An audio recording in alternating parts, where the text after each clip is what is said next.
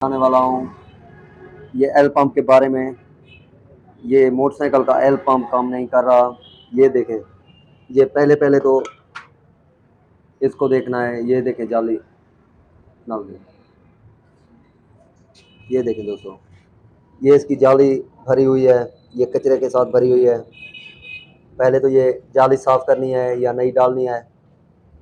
अब इसके बाद ये देखें एल पंप, ये एल पंप की क्या हालत है।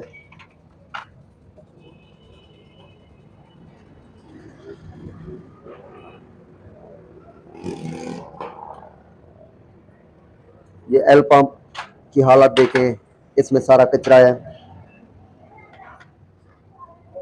इसकी सफाई भी लाजमी है।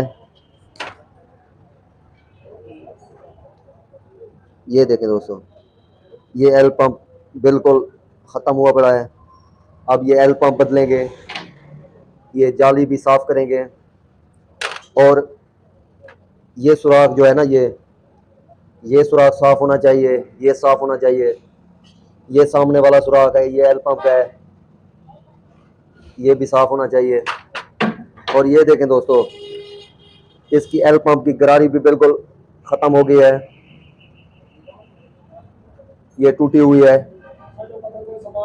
इसको भी बदली करेंगे। ये देखें दोस्तों, ये गरारी एल पंप की है, ये बिल्कुल ख़त्म हो गई है।